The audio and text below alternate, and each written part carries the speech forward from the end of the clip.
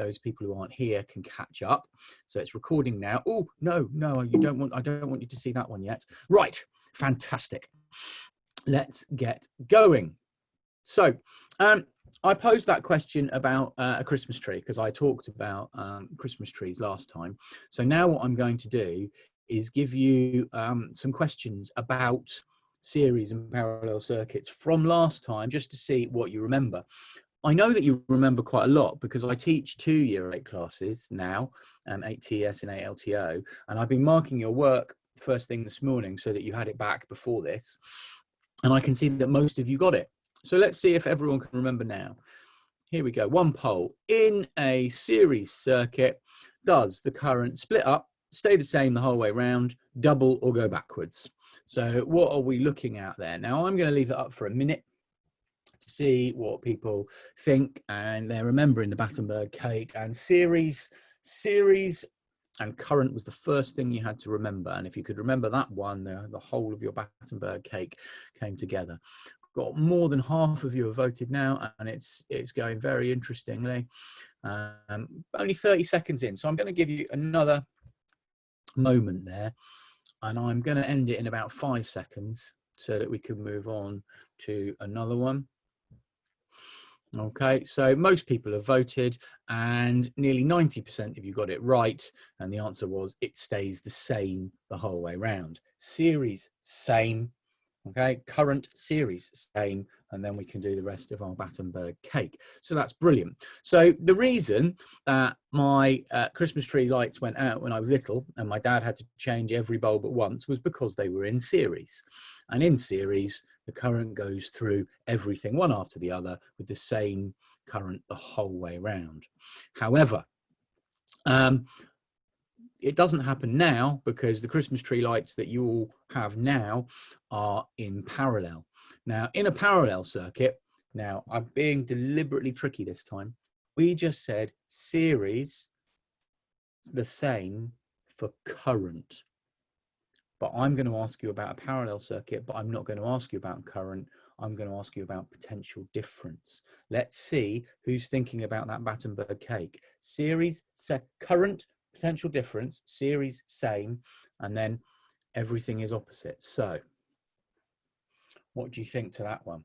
So in a parallel circuit, the potential difference is the same in each branch. The potential difference splits up, and we are absolutely torn now. This is even between two answers at the moment, and it's exactly what I expected to happen. So that's fantastic because we're going to make the point about our Battenberg cake again. I'm 30 seconds in, and still, actually, most people have voted, so that's quite interesting. Hello, sir. I've got some comments coming in that they're already confused, but I'm sure you're going to be fixing that, but I wanted to let you know. And also, hello to everyone who said hello. It would take me forever to say hi back, so I'm doing it verbally. Thanks, miss. Right, well, I'm going to end this one now. I'm going to end it. And the right answer was, okay, that the, what's going on there? That in a parallel circuit, the potential difference, it should say, is the same in each branch. I don't know why that one's come up like that. It's the same in each branch. Now, that's because we talked about our Battenberg cake. Series, current is the same. So everything is opposite. So if in series the current is the same, in parallel, current splits up. Now, everything has to be opposite. So if in series, current stays the same, in series, current has to split up.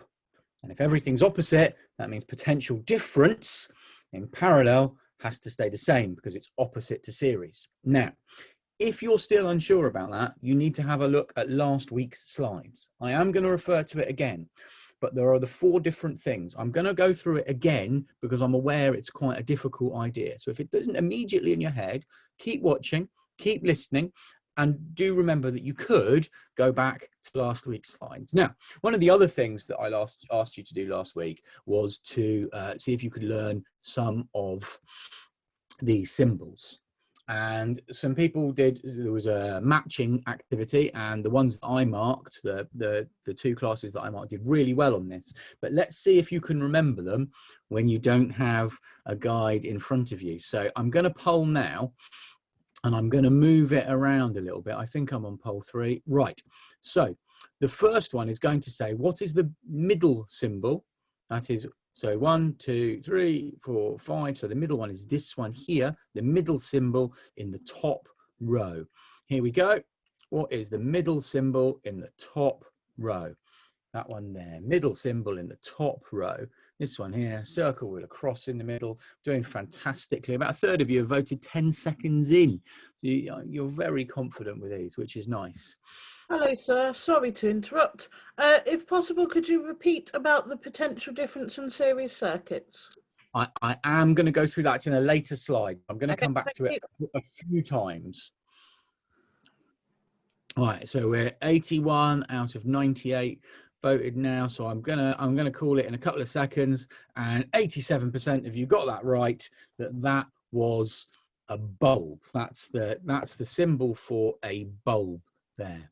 Okay, let's see who's been really paying attention. Then let's make it a little bit trickier, since so many of you are able to do that one. So what is the symbol at the right hand of the top row? That's this one here, the very right hand of the top row. Now I've been deliberately tricky here because you've got this one, and they're similar, and there's a very subtle difference. Okay, so let's go. Right hand symbol on the top row. Whoa, that was fast, and lots of you know the right answer. Well done. Very impressive. Very impressive. People have been paying lots of attention. This is good. This is very good. Excellent. So we're only 20 seconds in. Nearly everybody has voted. Most people have got it right. A couple of people fell into my trap. Very few people have got it completely wrong. There's a little trap that a few people have fallen into. Now most people have got it, so I'm gonna end it. If you're about to make a guess, I'll give you like 2 seconds to press your button. No. Okay. So it's a battery, and there is a difference. So that's a cell there. That's a cell with the long line and the little line. When you put 2 or more cells together, we call it a battery, because battery chickens are lots of chickens lined up together in a shed. Battery chickens, lots of them lined up. If you have a battery of guns, that is lots and lots of cannons in the Navy lined up together. Well, a battery actually is a battery of cells. It means lots of them lined up together. So that one's a battery. That was a bit tricky of me and a bit mean, but I just wanted to see who knew it, and I'm quite impressed with that. So we then, in old lessons, in fact, before webinars, we talked a little bit about using models. And so here we've got electrons flowing around a circuit, and here is our current, which is our electrons flowing around the circuit, and they come out at the negative end of the battery. People always draw electricity coming out of the positive end. It doesn't. It's electrons. It comes out the negative end and it goes round, and the flow of those electrons is called our current, and we measure it in amps. So there are lots of different models we could use. So sometimes people talk about water flowing around the pipes in your house, because that's a good analogy. It's a good model for electricity flowing around, because it's warmed up in the boiler, it goes round through the pipes, and when it comes back it's cold, so it's lost its energy. Lots like the electrons, they are given energy, potential difference, a push as they go out, they go around the circuit, and when they come back, that potential difference has been transferred to light and heat and movement and all sorts of other things. So I'm just reminding you that we use models for circuits here. So let's see what we can do with this series circuit. Now, let me help you if you've been a little bit confused. Some people are really confident with this and some people aren't sure, but this was the first one we talked about. In series, current is the, and I'm going to not make, I'm not going to say it there, because I've got a poll to see if you can remember. Let me just see which one we're up to. No, we're not up to number 4. Gosh, we're all the way to number 5 already. Fantastic. So what will be the current? Right. If the current here is 2 amps, what will the current here, here, and here be? Which number? Okay, wow, that's going really fast. This is the fastest one you voted on, and it's the most people that have been correct. This is awesome. So if the current there is 2, what will the current there and there and there be? Okay. We've got nearly 70% of you have voted. We're only 30 seconds in. Normally I leave questions up for a minute, but I think we're going to get up to most people having voted quite soon. I'll just give you another second or two. Right, I'm going to end that. So if you're thinking of having a last ditch guess, do it in the next 2 seconds. And the answer was 2 amps. And the reason the answer was 2 amps is, this is a phrase you need to remember. Current in a series is the same. Current in series is the same. You've got 2 there, you have 2 here, you have 2 here, you have 2 here, you have 2 here, you have 2 everywhere. Current in the series is the same. Current in series is the same all the way around. Okay, so that's always going to happen. So there we go. Whoop. Current in series is the same. Now, let's talk about current in parallel. Now, remember, everything is opposites. Our Battenberg cake, if you were here last time, we talked about Battenberg cake. So if we're still talking about current, we have to have an opposite. Parallel is opposite to series. So if current in series is the same, current in parallel splits up, because those are our 2 options, same or splits. So here comes the current. So if we had a make-up number, let's say I had 10 amps at the top. As it goes down, half of my current will go down the first branch, and the other half will go down the bottom branch. So current in parallel splits up, because we've got opposites. Current in series is the same, current in parallel splits. They're opposites. So if I had 10 up the top, I would then have 5 going across there and 5 going across there. Okay, so we could have some examples. So here comes the current, half of it goes that way. So, okay, if the current here is 6 amps, 6 here, okay, I don't have a poll for this one. I just want you to think in your head. If we have 6 going round here and we have 3 bulbs, how much will be going across each one of those? In the one before, I only had 2 and half went along each one. If I have 6 here, how many will be going across each of those? Have a number in your head.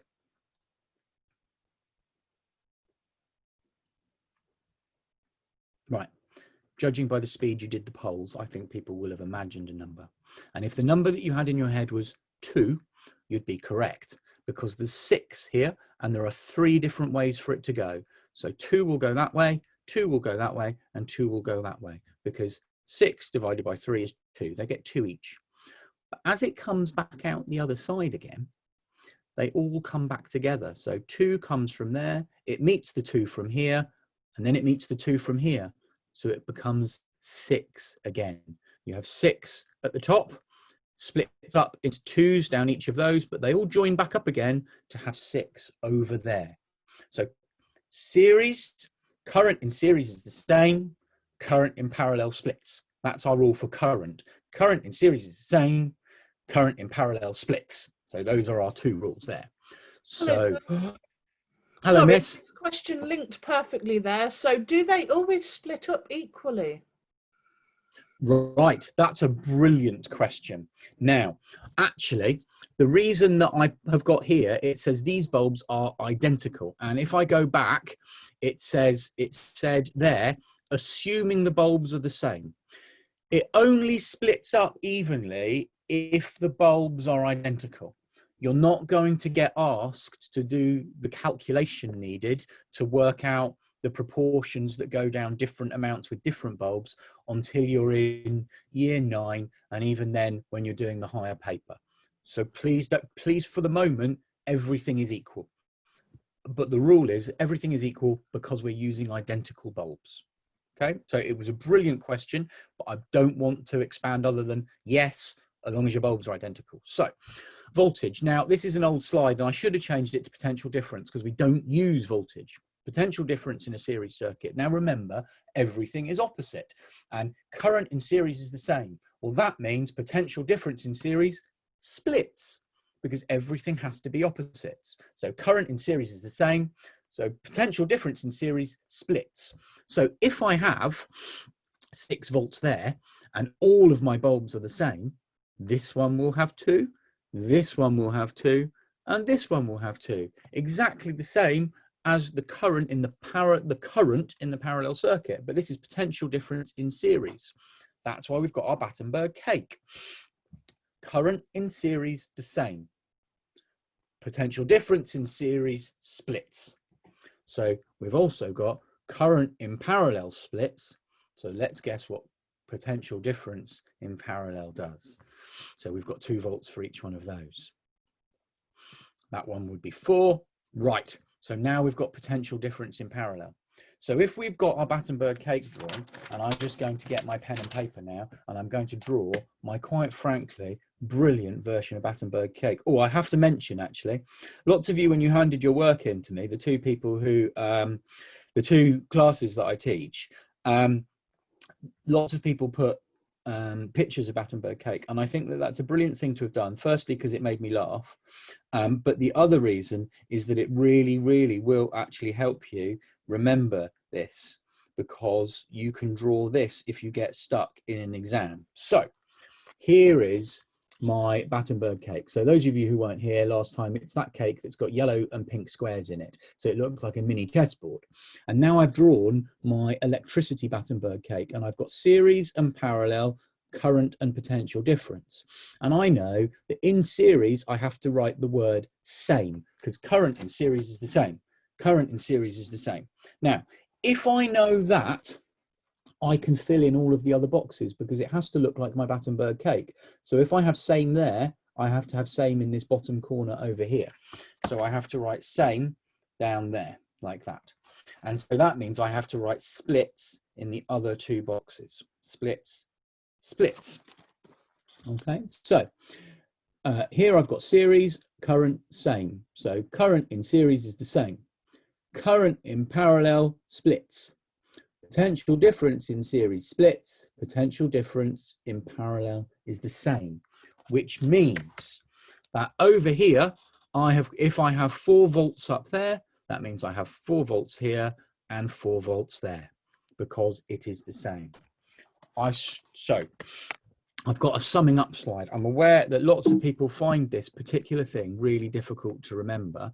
So I've got this slide. Okay. If you don't like my Battenberg cake analogy, which lots of people don't, this slide is the bit that you need to remember. In series, current is the same at any point. Current is the same. Voltage, or potential difference, which is a better word for voltage, I need to change these slides. Potential difference splits up through each component, and we're going to say that they're the same. Series, current, same, PD splits. In parallel, it's opposite, so it's the current that splits up and the potential difference that stays the same. Essentially, you can learn one of these boxes and just know that the other one is the opposite. So if you learn what series does, you could then write out parallel by just writing them the opposite way round. You don't have to try and remember the whole thing. I'm just going to flick back because there was a task there. So what I now want you to do when you do this task, again, lots of different ways that people did the tasks last time, and I was impressed by the amount of thinking that went on. So it says imagine a series and parallel circuit, perhaps draw one of each. Okay, now it's going to have a battery or a cell in it. It's going to have some bulbs in it. I don't know how many you're going to start with, it's up to you, but then you're going to add more. You're going to put more bulbs into your series circuit, and you're going to put more loops with bulbs on in your parallel circuit, and you're going to see what you're going to write down, what, having looked at the 2 drawings, what you think would happen. It's quite a stretch task, that one. At least start off with drawing them. Okay, now that you've added more bulbs, you're going to add more cells. You're going to make your battery bigger, or you're going to add more cells in. You draw them together, you don't put them somewhere else in the circuit. Now what would happen? That's sometimes an easier question to answer. Now, add a variable resistor. I want you to go away and look up what you can do with a variable resistor. I sometimes tell my class, in fact, you do have variable resistors. I've got a variable resistor right here on the corner of my phone. These 2 volume buttons that go up and down, that's a variable resistor.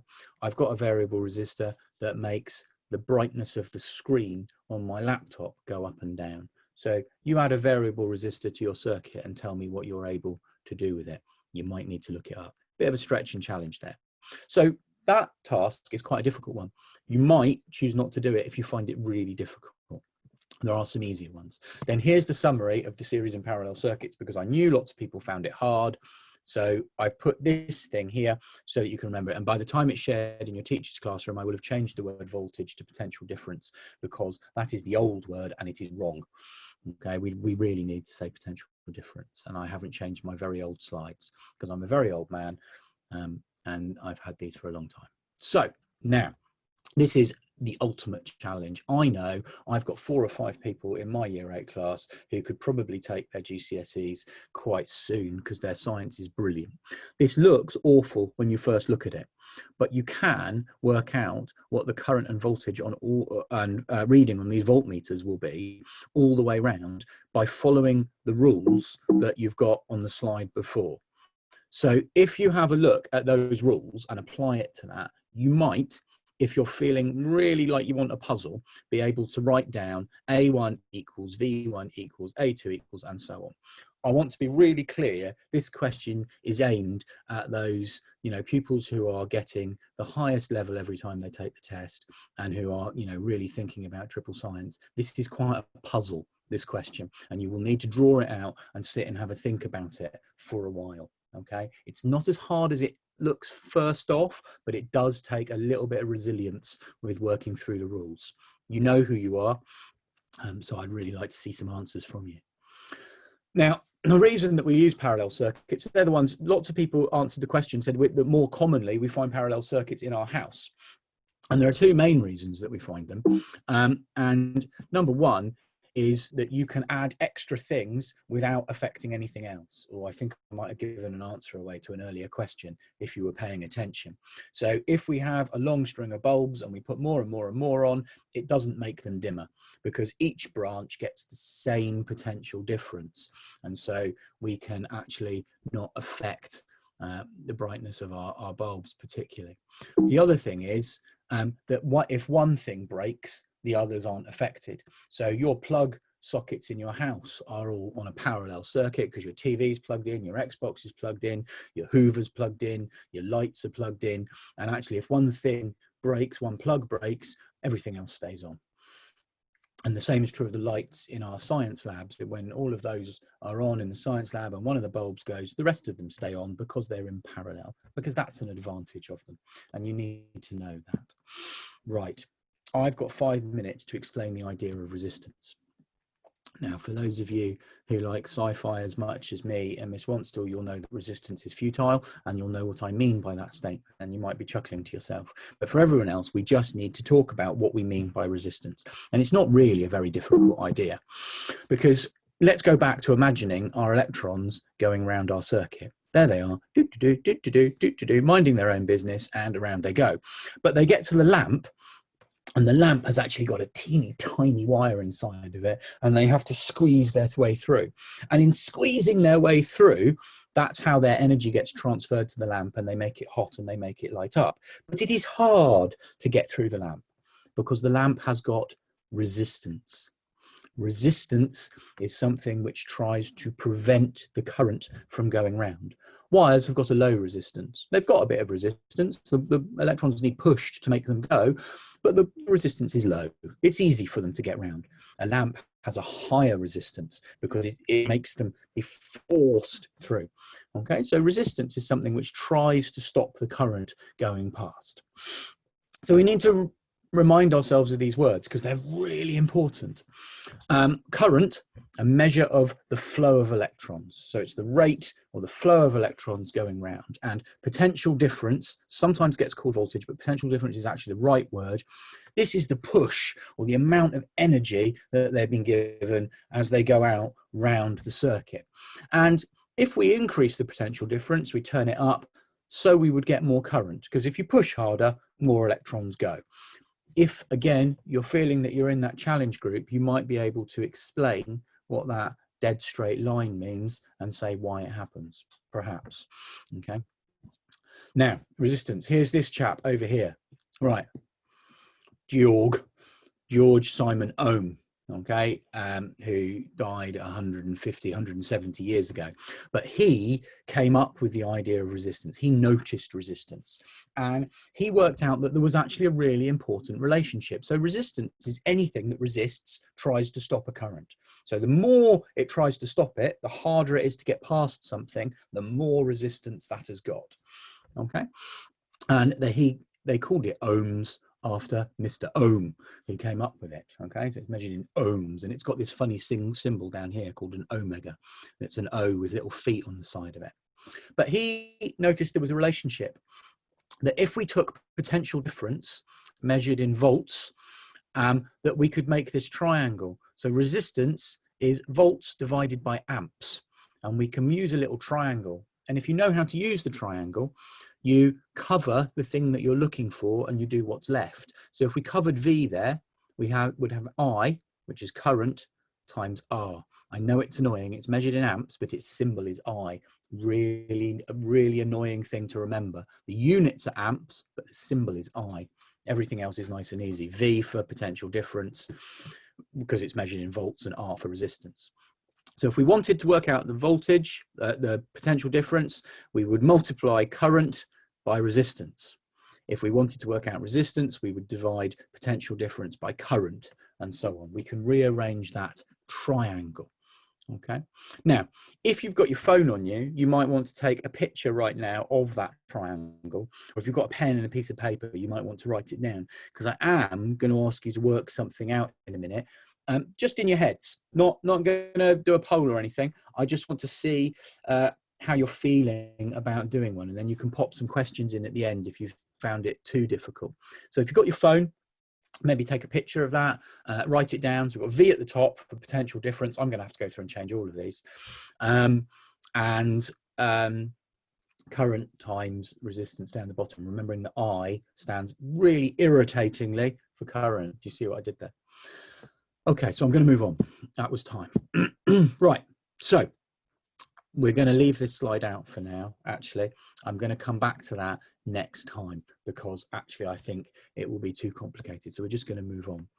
So we can work out resistance. So the ammeter reads 2 amps. Okay, so the ammeter reads 2 amps. The voltmeter reads 10 volts. What is the resistance? What is the resistance of that circuit? Okay, what is the resistance of, what is the resistance of this bulb? 2 amps, 10 volts. Let's just flick it back there for you. Resistance, voltage over current. What is the resistance of that? Right. Hopefully, some of you have done that. I'm just going to give you a second, because I'm hoping what you're doing at home is that you're writing this down on a bit of paper. So what I have written down is I wrote down R equals V over I, because I've got that from my triangle. And I know that V is 10 and I is 2, because it says so here. Voltmeter reading is 10 and the ammeter reading is 2. So I've got 10 divided by 2, so that equals 5. And then I do my squiggly O with feet on it, my omega, because I have got 5 ohms. That is the resistance of that bulb, 5 ohms. Now, if all the bulbs are the same, that one's 5 ohms, that one's 5 ohms, and that one's 5 ohms. So what's the resistance of the whole circuit? Because if you think about it, an electron here has to get through that one. That's 5 ohms hard. That's how difficult it is. But then that poor electron then has to go through this one as well. So it's gone through 5 ohms, then it has to go through another 5 ohms. Then it goes through this 5 ohms. So what do you think the total resistance of that circuit would be? Good. I can tell that a lot of people have come up with the answer 15, and you're quite right. Because you've got 3 5 ohms in a row, we add them up and we've got 15 ohms. Superb. So I'm going to skip over. No, I'm not. I am going to skip over that bit. I am going to skip over this because I said I'd come back to it next time, and I'm going to put it in the next one. So let's try another question. Okay, so let's try another question. So we've got a current of 5 amps and we have a resistance of 5 ohms. How would we work out the potential difference? Oh, I got the thing right in here. How would I work out the potential difference for the diode? So the first thing you have to do is you have to start with your triangle with V on the top, I, R on the bottom. And the thing that we're trying to work out is the potential difference at the top. So that tells us what we have to do. So I'm going to give you a moment to do that. And what some people will have come up with is, because we covered the top one, that means we've got the 2 bottom ones, which means we multiply them. So we've got 5 times 5. So it was 25 volts. Well done, if that's what you've got. So now on to some tasks. I left some of those slides out because I realized we've been going for 35 minutes and some people were finding some of those other ideas difficult. So the things that I've missed out about what affects resistance and how you draw the graphs for resistance, I am going to do more about that at the beginning of the next webinar. If you're able to read it and do it, by all means, hand it in. Let me have a look and let your teachers have a look at how you think about it. But these are the bits that are important. I want you to, again, this time, without looking back and cutting and pasting it. I can tell, we can all tell when it's been cut and pasted. Have a read and then try and in your own words, describe what current is, what potential difference is, and what resistance is. And I've described all of them as I go through this in different ways. So I've tried to put some different words in each time. That's really important. Then the next thing I want you to do is, now the best way to do this would be to draw it on a piece of paper and take a picture of it, okay? Because I would like you to be able to draw the circuit symbols. If you cut and paste them, that really tells me you can look them up. What would be most impressive was how many you could draw without looking it up. I would be really interested, and I'm sure so would your science teachers, in you trying to learn some, like finding out what the symbols are for these, but then actually seeing how many you can write down without looking, because that would be impressive. I think anyone that can get more than 9 will really impress me, but you're going to have to be honest.